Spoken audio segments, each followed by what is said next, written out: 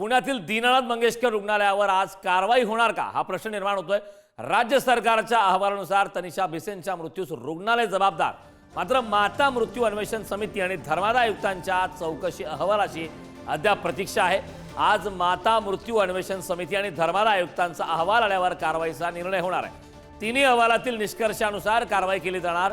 राज्य महिला आयोगाच्या अध्यक्षा रुपाली चाकणकर यांनी ही माहिती दिली। डॉक्टर सुशित्र घैसास आणि रुग्णालय प्रशासनावर सरोष मनुष्यवधाचा गुन्हा दाखल करण्याची भिसे कुटुंबियांची मागणी आहे। त्यामुळे या संदर्भात आज नेमक्या काय घडामोडी घडतात, आज कारवाई होणार का हे पाहणं महत्त्वाचं।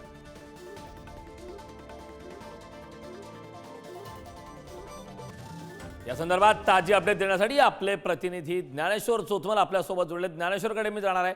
ज्ञानेश्वर, आपण पाहतोय खरं तर आज महत्त्वाचा अहवाल येणार आहे, मात्र आज रुग्णालयावरती कारवाई होणार का याकडे संपूर्ण राज्याचं लक्ष लागलंय। काय सांगशील सविस्तर?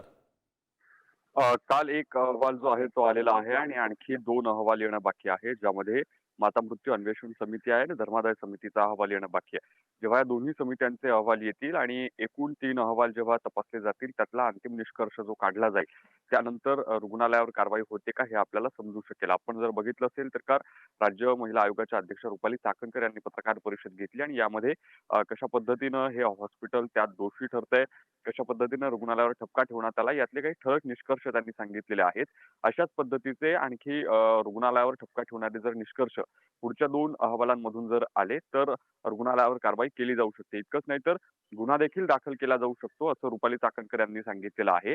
आज माता मृत्यू अन्वेषण समितीचा अहवाल या गर्भवती मृत्यू प्रकरणाच्या संदर्भाने येणं अपेक्षित आहे। त्या अहवालात नेमके कुठले मुद्दे असणार आहेत याकडे सगळ्यांचं लक्ष लागलेलं आहे आणि त्यासोबतच धर्मादाय समिती जी स्वतंत्रपणे यावरती नेमलेली आहे, त्याची देखील त्यांच्यामार्फत देखील चौकशी जी सुरू आहे, त्यातले देखील निष्कर्ष काय ठरतात हेही महत्त्वाचं असणार आहे। आपण पाहतोय की या सगळ्या रुग्णालयाच्या संदर्भानं जे वेगवेगळे आरोप केले जात होते, ते आरोप देखील समितीच्या निष्कर्षामध्ये आपल्याला दिसतात आणि सगळ्यात महत्त्वाचं म्हणजे 5.5 तास त्या महिलेला उपचार दिले गेले नाहीत। हा त्यातला ठळक महत्त्वाचा मुद्दा जो आहे तो तिथे अधोरेखित होतो आणि नियमबाह्यपणे 10 लाख रुपये जे आहेत ते तिथल्या दीनानाथ मंगेशकर रुग्णालयाच्या डॉक्टरांनी त्या महिलेला, गर्भवती महिलेला मागितले होते।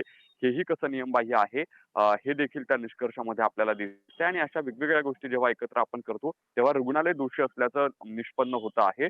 अशाच पद्धतीचे अहवाल जे आहेत ते येतील, अशा पद्धतीची शक्यता व्यक्त केली जाते। पाहावं लागेल आज जे 2 अहवाल येणं अपेक्षित आहे, ज्यामध्ये माता मृत्यू अन्वेषण समिती आहे आणि त्यासोबतच धर्मादाय समिती आहे, या समितीच्या निष्कर्षांमध्ये काय असेल।